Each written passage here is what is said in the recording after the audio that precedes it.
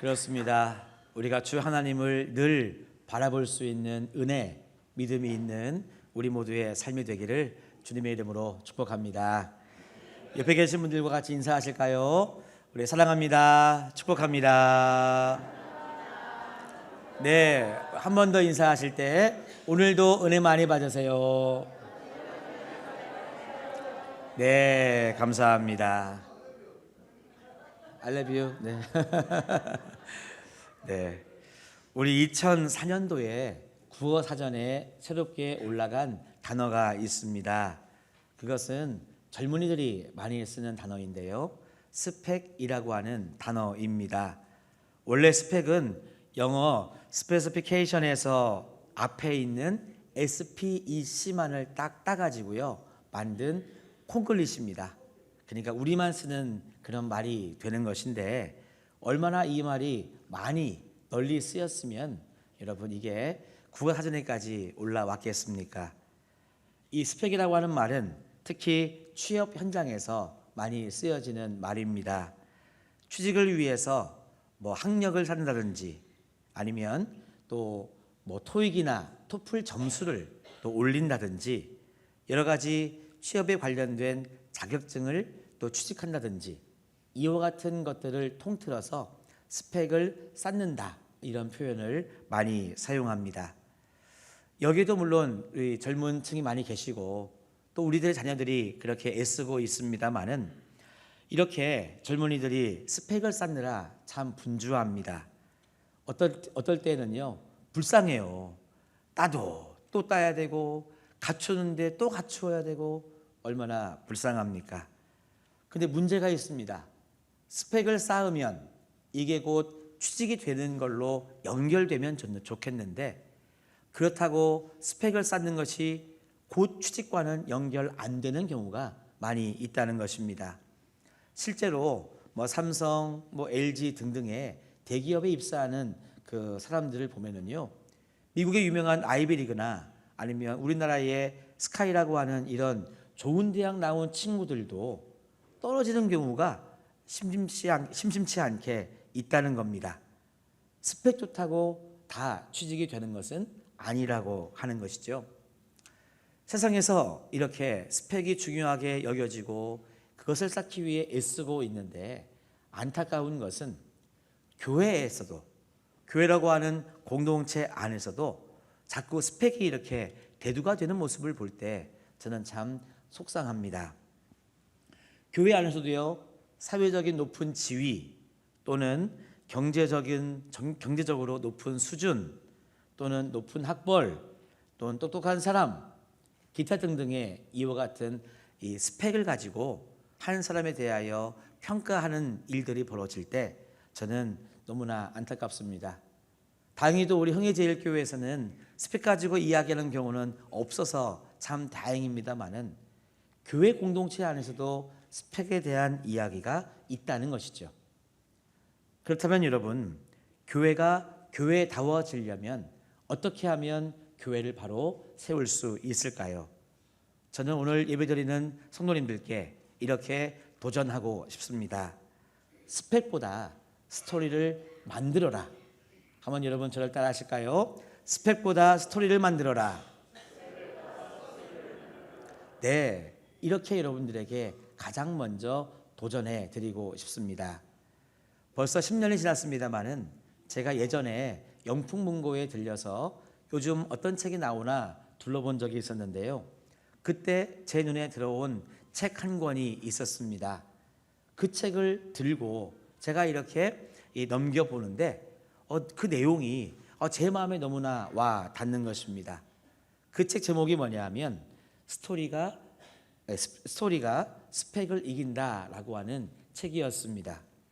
마음에 좀 와닿다 보니까 원래 그 책을 살 계획은 아니었는데 그 책을 제가 구입을 하게 되었습니다. 그리고 그 책을 읽어 내려가면서 참 많은 부분에 제 마음에 이 감동이 되고 느껴지는 바가 있었습니다. 그래서요, 오늘 설교를 준비하면서 설교의 제목을 그때 그 책을 읽으면서 느꼈던 그런 마음을 가지고 설교 제목도 제가 잡게 되었습니다. 스펙보다 스토리를 만들어라. 여러분, 그 책을 읽다 보면 이런 이야기가 서두에 등장합니다. 그 책을 쓴 저자가 있잖아요. 두바이를 여행을 하게 됐는데 관광버스를 타고 이렇게 지나가다 보니까 이 관광 가이드가 계속해서 설명을 한다고 합니다. 자, 여러분, 왼쪽을 보십시오. 그래서 왼쪽을 보니까 설명하기를 저기 왼쪽에 세계 최초의 자기부상 열차가 지나가고 있습니다. 그러니까 버스 안에 있는 사람들이 와 이렇게 반응을 하더랍니다. 또 조금 있으니까 여러분 저기 한시 방향을 보십시오 해서 눈을 돌려보니까 저기 한시 방향에 세계 최대의 쇼핑몰이 있습니다. 그러고 보니까 진짜 크게 지어진 쇼핑몰이 있더라 하는 것이죠. 그런데 계속해서 가이드가 소개할 때마다 앞에 따라붙는 수식어가 있었는데 계속 따라붙는 수식어가 뭐였느냐? 항상 세계 최고, 세계 최대, 세계 최초 이런 말이 계속 따라붙는데 이상하게도 저자는요 그런 얘기를 들으면서 보는 그런 건물이나 시설 이런 것들에 별로 감흥이 없더라 하는 얘기가 그 책에 쓰여져 있었습니다. 그런데 한 번은 또 저자가 필리핀에 있는 마닐라 호텔에 가게 되었는데 오히려 그 오래된 마닐라 호텔에서 감동이 오더라. 왜 그런가? 그 필리핀에 있는 마닐라 호텔은요 호텔의 역사가 100년이 넘은 호텔이었답니다. 그런데 그 호텔은 100년 동안 그 자리에 있으면서 그 호텔에 방문했던 방문객들이 누구냐? 뭐 미국의 아이젠하워 대통령, 비틀즈, 뭐 존 웨인, 그다음에 로버트 케네디 이렇게 저명한 인사들이 그 호텔에 방문해서 묵었던 기록들이 그 호텔에 남아 있다는 거예요. 그래서 어떤 방 앞에는 누가 묵었더라 하는 이런 자그마한 명패도 붙어 있고 말이죠. 그래서 그 스토리를 쓴 저자는 이렇게 이야기를 합니다. 두바이에 세계 최초, 세계 최대 뭐 이와 같은 수식어가 붙은 그런 곳들과 필리핀의 100년 된 마닐라 호텔을 비교하면서 이렇게 이야기해요.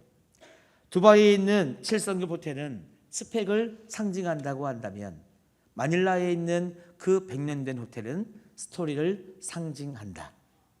이해가 되십니까? 그래요. 그래서 마닐라 호텔에는 다양한 사람들의 스토리가 묻어 있기 때문에 나는 여기에서 더 큰 감동을 얻는다. 그러면서 저자가 주장하기를 스토리가 스펙을 이긴다고 저자는 주장을 하는데 제가 그 책을 읽으면서 저도 100% 아니 200% 동감을 하게 되었습니다. 그렇구나. 스토리가 스펙을 이기는구나. 그러므로 우리의 삶에는 스펙을 쌓는 삶이 아니라 스토리를 쌓아가는 우리의 삶이 되어야 되겠구나 라고 하는 깨달음을 얻게 되었습니다. 저도 그래서 여러분들에게 그렇게 도전하고 있는 것이죠. 스펙보다 스토리를 만드십시오 라고 하는 도전을 여러분들에게 해드리는 것입니다. 여러분 한번 생각해 봅시다. 제가 지금 이 자리에 나와서 여러분들에게 저의 큰딸이 이번에 시험에서 전교 1등 했어요. 역시 남의 집 이야기죠. 그 다음에 또 저희 둘째가 이번에 반장이 됐어요. 역시 옆구리는 찔러볼 만합니다. 그 다음에 세 번째, 저희 셋째가 뭐 애들한테 이 인기가 많은 인싸가 됐어요. 뭐 이렇게 얘기하면 그렇지 한 분 정도 와 할 수 있고 그 다음에 옆구리를 찔러야 뭐 우와 할 수 있습니다. 그런데 거기까지죠. 뭐 그래 그렇구나 뭐 잘 됐네 정도의 반응이 있을 수 있습니다. 하지만 큰 감동은 여러분 없을 거예요. 그런데 제가 이 자리에 나와서 오히려 제가 이런저런 어려움 속에 하나님을 만났습니다. 나를 사랑하시는 하나님께서는 나에게 이 모양 저 모양 이렇게 역사하시고 인도하셔서 제가 오늘 이 자리에 있게 되었습니다. 하나님의 사랑이 얼마나 크고 놀라운지 여러분들도 하나님의 사랑을 경험해 보세요 하고요. 제가 만난 하나님, 제가 받은 하나님의 사랑에 대해서 이야기한다면 아마 여러분들에게는 큰 감동이 있지 않을까 저는 생각해 봅니다. 그런 의미에서 교회라고 하는 공동체는요, 스펙을 쌓는 곳이 아니라, 따라합시다, 스토리가 쌓여지는 곳이어야 한다. 맞습니다. 저는 그래서 우리 교회 공동체는요, 사랑이 쌓여가는 공동체, 회의라기보다는 내가 받은 은혜나 경험을 나눌 수 있는 공동체, 그래서 평가하고 판단하고 비판하고 정죄하기보다는 잘했다고 칭찬하고 그렇게 높여줄 수 있는, 한 영혼을 세울 수 있는 사랑의 이야기가 풍성한 교회 공동체가 되기를 저는 간절히 소망합니다. 그래서 여러분, 오늘 아까 우리 할렐루야 찬양대가 얼마나 하나님께 영광스럽고 은혜로운 찬양을 했습니까? 맞죠? 이럴 때 박수! 맞습니다. 그래서 누구보다 이른 아침에 나와서 찬양을 연습합니다. 또 아마 주중에도 악보도 올려주시고 또 음원도 아마 올려주셔서 듣고 보고 하면서 연습할 수 있어요. 찬양대의 찬양이 은혜로운 것은 단순히 여러분 화음을 잘 맞추고 또는 탁월하게 음을 잡는 그런 분들이 많아서 여러분 찬양대의 찬양이 은혜로울까요? 저는 그렇게 생각하지 않습니다. 찬양대의 찬양, 우리 할렐루야 찬양대의 찬양이 은혜로운 이유는 전공자가 얼마나 많이 있고 탁월한 음감이 있는 분들이 얼마나 많이 있느냐, 반주자가 뭐 전공자이고 지휘자가 전공자이냐, 여기에 여러분 은혜의 포인트가 있다고 생각하지 않습니다. 오히려 바쁘고 분주하지만 정말 바쁜 중에 시간을 쪼개서 연습하고 이렇게 하나로 화음을 맞췄던 우리들의 땀 흘렸던 수고의 이야기, 또 사실 나는 악보를 잘 볼 줄 몰라, 하지만 찬양대에 내가 와서 악보도 볼 줄 알고 또 내가 어디 가서 이 발성 연습 배운 적도 없지만 그래도 아예이오우 해가면서 내가 이만큼 주님을 찬양하게 되었다고 하는 나의 이 찬양에 대한 스토리, 힘든 일이 있어서 이제는 좀 찬양대 그만해야 되겠다라고 마음 먹고 있던 중에 내 상황을 알게 된 어느 한 찬양대 동료가 그래도 우리 같이 찬양합시다, 내가 기도할게요, 힘내세요 하면서 따뜻한 말을 한마디 건넸던 그 사랑의 마음이 느껴졌던 이야기들. 지난주는 왜 이렇게 바빴어요 여러분? 지난주 많이 바쁘셨죠? 여기는 하나도 안 바쁘십니다. 너무 지난주에 바빠서 이 찬양대 연습을 못했어요. 게다가 또 피곤하다 보니까 오늘 또 마침 늦잠 자가지고 또 연습 시간 다 끝나갈 때쯤에야 내가 왔네. 그렇다고 이 찬양대 자리에 안 앉을 수도 없고, 그래서 마음속으로만 하나님 죄송합니다, 오늘은 난생 처음 립싱크만 좀 해야 되겠습니다, 여기 서가지고 입을 안 벌릴 수는 없고 하나님 죄송합니다, 제 마음만 받아주세요 하고 입만 뻥긋뻥긋하고는 너무 죄송한 마음으로 이렇게 의기소침해 있는데 옆에 계시는 집사님이, 권사님이 나도 지난주에 그랬어 이러면서 위로도 해주시고, 또 지휘자 집사님이 괜찮다고 앞으로 더 열심히 하자고 격려해줘서 내가 오늘까지도 찬양대에 자리 잡고 있다는 이와 같은 이야기들. 저는요, 찬양대의 찬양이 은혜로운 이유는 실력을 떠나서 그렇게 함께 웃고 함께 땀 흘리고 함께 수고하면서 격려하고 축복하고 잘한다고 하는 여러분 격려가 있는 이야기들이 그동안 많이 쌓였기 때문에 오늘의 찬양도 은혜로운 찬양으로 하나님께 올려드려졌고 우리의 마음속에도 그와 같은 은혜가 흘러온 줄로 믿습니다. 그렇죠? 우리는 이와 같은 스토리 속에 살고 있는 한 인간이라고 하는 존재입니다. 건강한 교회도 마찬가지라고 저는 믿습니다.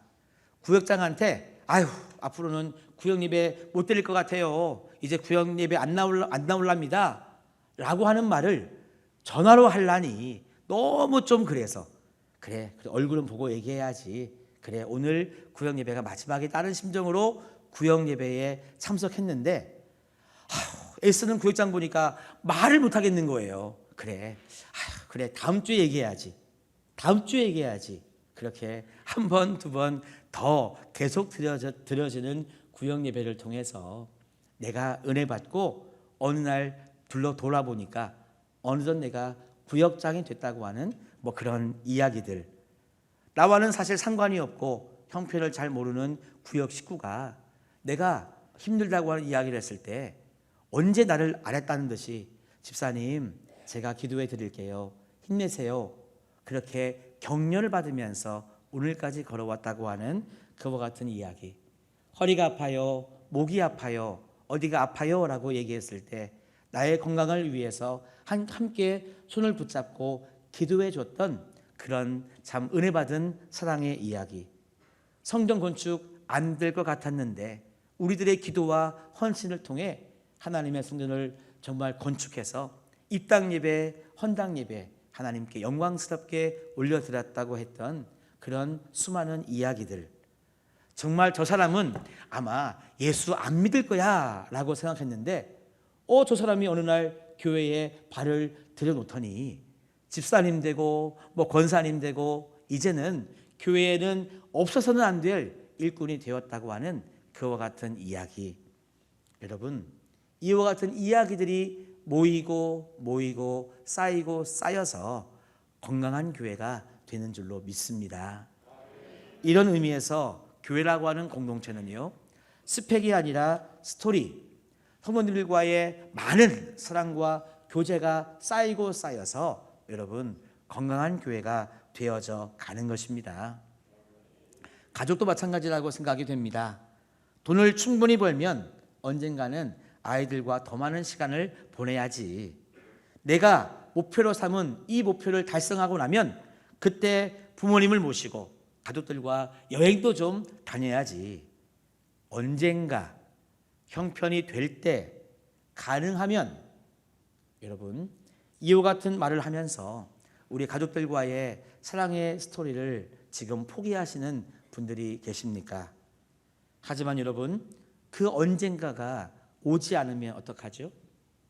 그 언젠가가 내가 이제 임종을 앞둔 시기이면 여러분 어떻게 하시겠습니까? 그 언젠가가 성공의 시간이 아니라 실패했고 아무것도 남지 않은 그런 시간이 되어버린다면 여러분 어떻게 하시겠습니까? 그래서 여러분 그 언젠가가 내 사랑하는 부모님이 천국에 가셨고 또는 내 사랑하는 자녀가 먼저 나를 떠나버린 상황이 되어버렸다면 여러분 어떻게 하시겠습니까? 그래서 저는 오늘 이 시간 성도님들께 정말 마음 다해서 강력하게 여러분들에게 선포하고 싶습니다. 따라합시다. 그 언젠가는 바로 지금이어야 한다. 맞습니다. 여러분 그 언젠가는요 나에게 오지 않을 수 있습니다. 오히려 바로 지금 여기에서 우리는 사랑하면서 그 사랑의 이야기를 계속해서 써나가는 오늘 이 순간이 되어야 되겠습니다. 그래서 지금 아이들과 지금 부모님들과 지금 사랑하는 남편, 아내와 함께 여러분 아름다운 사랑의 이야기를 써나갈 때 우리 가정은 지금부터 행복이 시작되는 것이죠. 지금 만들지 못하면 행복한 가정은 영원히 우리 가정에 이루어지지 않을 수도 있습니다. 스펙이라고 하는 것은 어떤 가정도 행복하게 만들 수 없습니다. 그러나 가족의 사랑의 이야기는 우리 가정의 행복의 근원이 될 수 있는 것이죠. 한번 여러분 생각해 보십시오. 제가 지금 성도님들께 종이 한 장씩을 다 나누어 드려서 유언장을 한번 써보시라 제가 지금 말씀드립니다. 그러면서 이제 여러분의 인생의 시간이 불과 20-30분밖에 남지 않았다고, 이 예배가 끝나면 우리 전부 다 하나님 나라 천국에 올라간다고, 남은 시간 동안 한번 유언장을 써보십시오 라고 제가 말씀을 드리면 여러분들은 유언장에 뭐라고 쓰시겠습니까? 혹시 다다음 주에 나 자격증 시험 보려고 열심히 지금 공부하고 있는데 너무 안타깝다. 왜 내가 지금 20-30분 뒤에 죽어야 되지? 한 달 뒤에 죽으면 나 이 자격증 따고 죽을 수 있는데 여러분 이런 얘기 유언장에 쓰시겠습니까? 아마도 모르기는 몰라도요. 이 자리에 계신 분들 아마 모두 다 미안하다. 내가 그동안 사랑하지 못했고 미안하다 사과하지 못해서 이렇게 떠나가는 것 정말 미안하다. 앞으로 사랑하면서 살기를 바란다. 여보, 당신 누구야? 정말 사랑해. 이런 얘기를 여러분 유언장에 담지 않겠습니까? 저는 그래서 여러분들에게 이렇게 도전해 드리고 싶습니다. 따라합시다. 교회에서, 가정에서 스토리를 쌓자. 그렇습니다. 여러분, 교회에서, 가정에서 사랑의 이야기를 계속해서 여러분 쓰고 쌓아가는 것이 하나님 주시는 행복인 줄로 믿습니다. 두 번째입니다. 저는 여러분들에게 또 한 가지를 도전해 드리고 싶습니다. 따라합시다. 스토리를 만들되 하나님과의 스토리를 만들자. 맞습니다. 오늘은요, 우리 하나님의 역설 시리즈 세 번째의 시간인데요. 세상에서는 스펙을 쌓으면 성공한다고 하지만 아닙니다.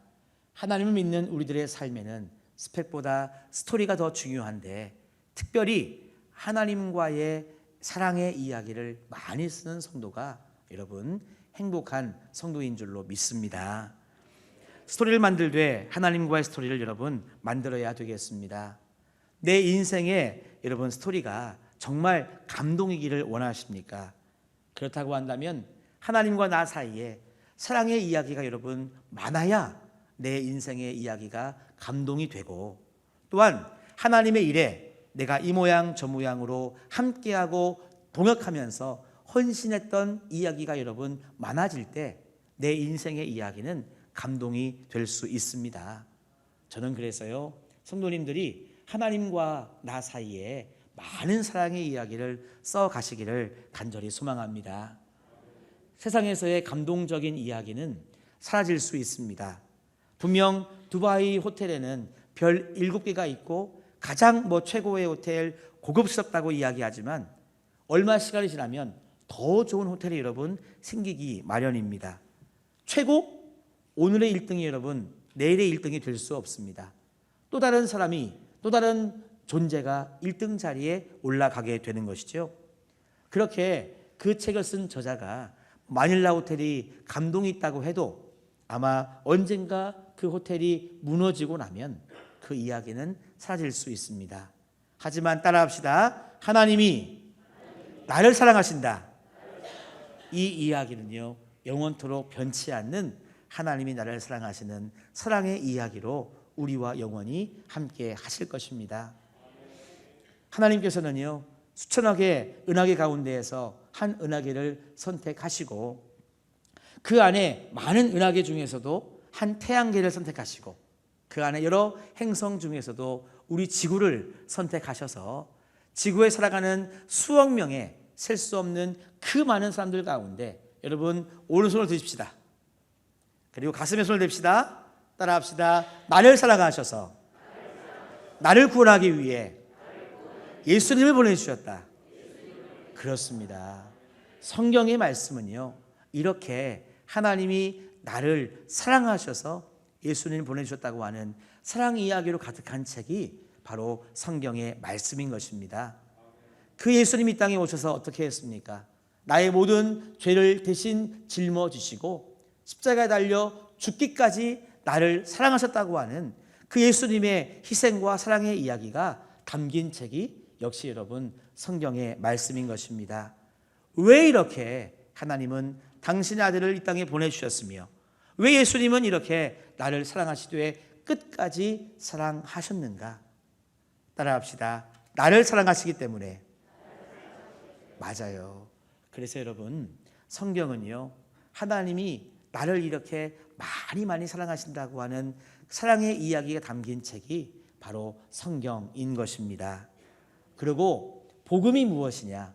바로 하나님이 나를 사랑하신다고 하는 그 말씀이 곧 복음인 것이죠. 그래서 여러분 하나님은 우리들에게 바라시는 것이 단 한 가지가 있다면 그것은 뭐냐면 이렇게 무한한 사랑을 받은 하나님의 사랑을 받은 내가, 따라합시다, 나도 하나님을 사랑하면서 사는 그 삶을 하나님께서 원한다는 것입니다. 그래서 우리는요, 스펙을 자랑하는 종교인이 되면 안 되겠습니다. 스펙보다 더 중요한 것은 스토리입니다. 하나님과 나 사이의 사랑 이야기. 내가 하나님이 주신 사명을 감당하면서 이렇게 헌신하고 저렇게 충성하여 받은 그와 같은 사랑의 이야기. 하나님 나라를 세우기 위해서 땀 흘려 애쓰는 이 사랑 이야기들이 여러분 모여서 내 삶도 내 신앙도 풍성해지는 은혜가 여러분 스토리 속에 있다는 것입니다. 성경을 보니까 하나님과 사랑 이야기를 쓴 우리 사람이 등장하더라고요. 바로 오늘 본문에 나오는 에녹이 그 주인공입니다. 오늘 주시는 말씀 창세기 5장 21절에서 24절까지의 말씀이 길지 않습니다. 우리 한번 다 같이 주시는 말씀 전체를 한 목소리로 봉독해 보겠습니다.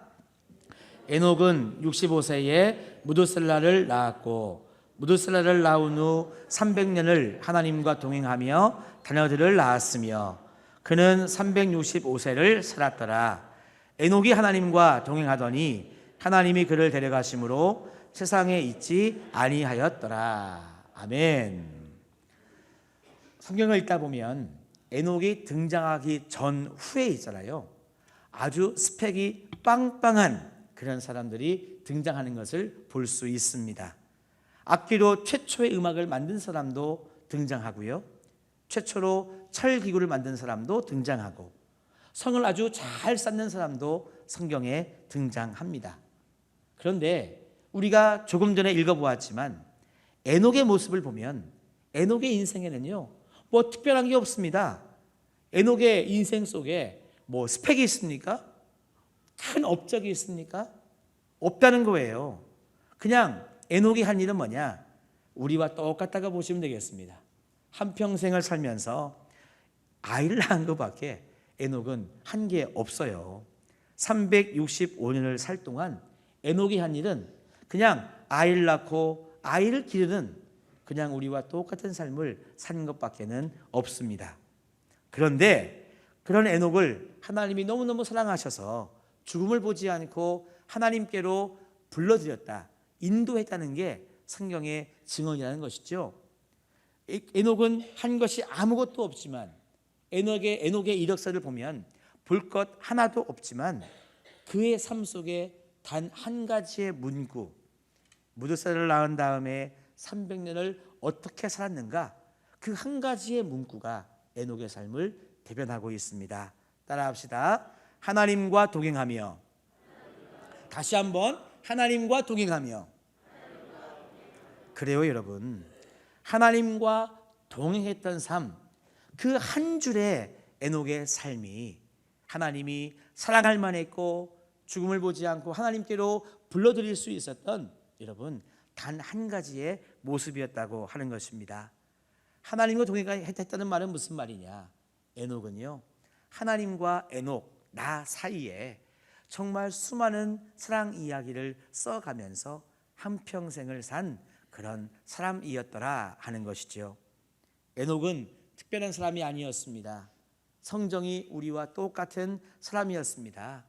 결혼해서 부부생활하면서 아이를 낳고 또 수많은 손자 손녀를 낳아 기르면서 우리와 똑같이 애 기르고 애 보면서 여러분 한평생을 산 그런 사람이었습니다. 하지만 그의 삶 속에 그는 믿음의 가장으로서 하나님과 동행하는 삶을 살았던 믿음의 사람이었다 하는 것이죠. 시편 16편 8절 말씀에 보면 이렇게 말씀합니다.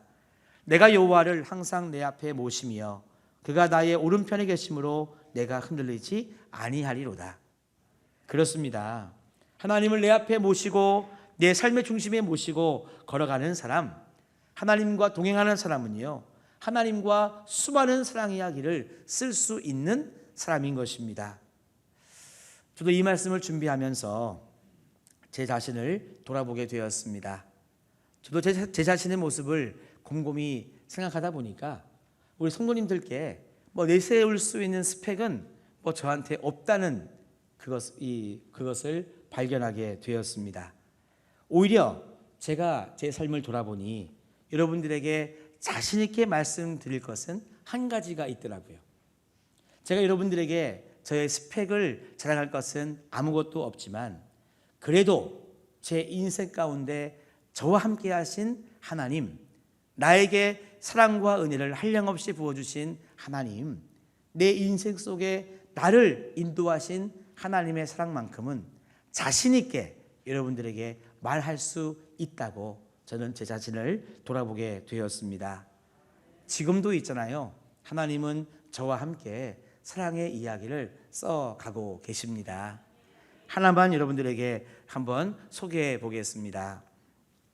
제가 예전에 섬기던 교회에서 어메이징 터치라고 하는 영성훈련을 준비하고 담당했던 때의 일입니다.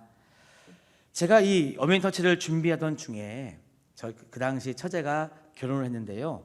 신혼생활을 하고 있던 처제에게서 전화가 왔습니다. 그 내용인 즉슨 처제가 산부인과에 가서 검진을 했는데 자궁암 진단을 받은 것입니다. 이 청담동의 유명한 산부인과에서 그런 진단을 받고 또 대한민국 빅5라고 하는 그런 병원 중에 어느 한 병원에 가서 역시 다시 검사해 봐도 똑같이 자궁암이라고 하는 진단을 받았다는 거예요.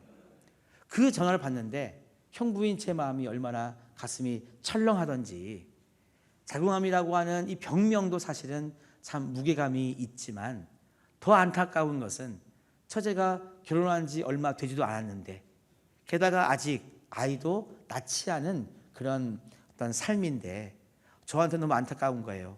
하나님 어떻게 하면 좋습니까? 라는 안타까움이 저에게 밀려왔습니다.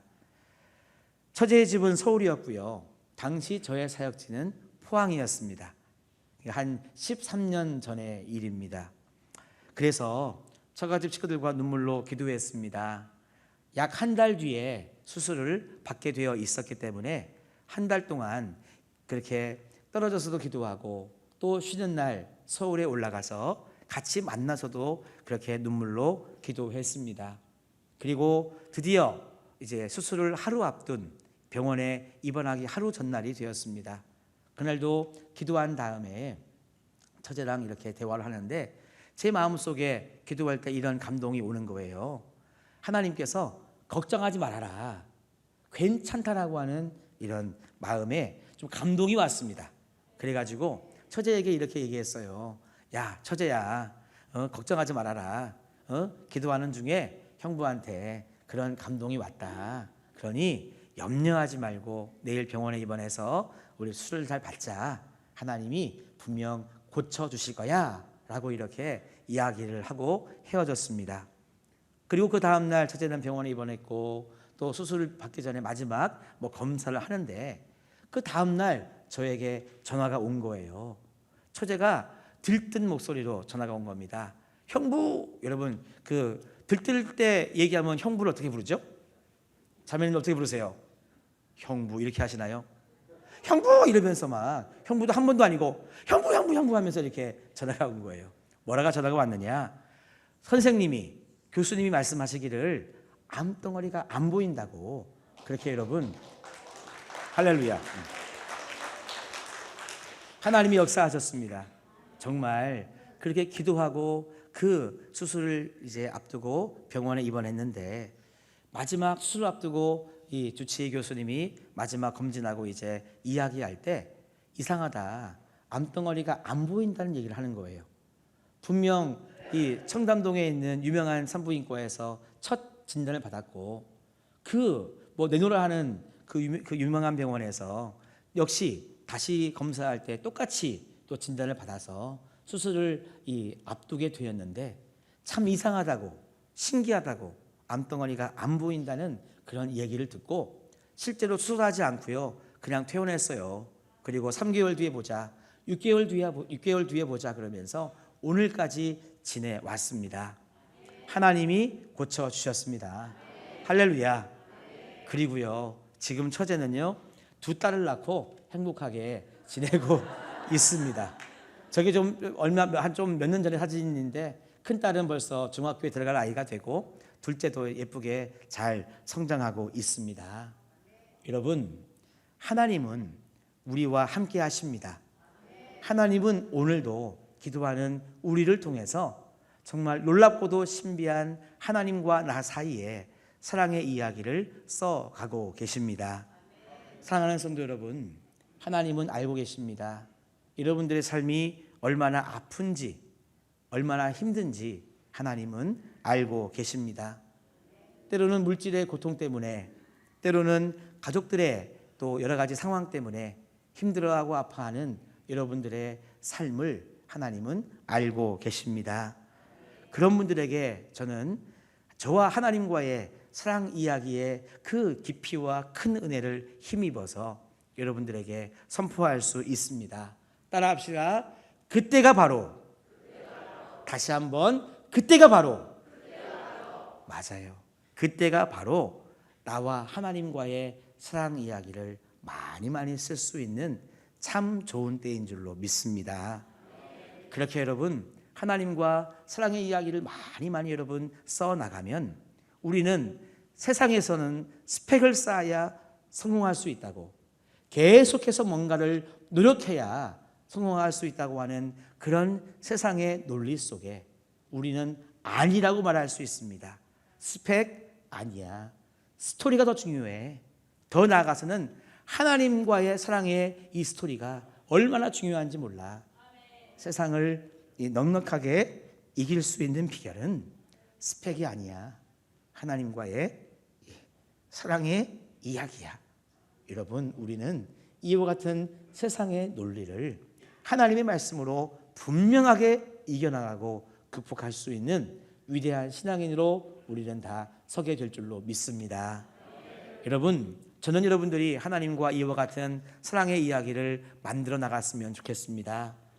내가 간절히 기도했더니 하나님이 나에게 이런 기도의 응답을 주셨어. 내가 너무너무 힘들고 우울했는데 하나님이 나에게 위로의 마음을 주셨어. 내 삶이 너무나 복잡했는데 하나님이 내 인생의 문제를 해결해 주셨어.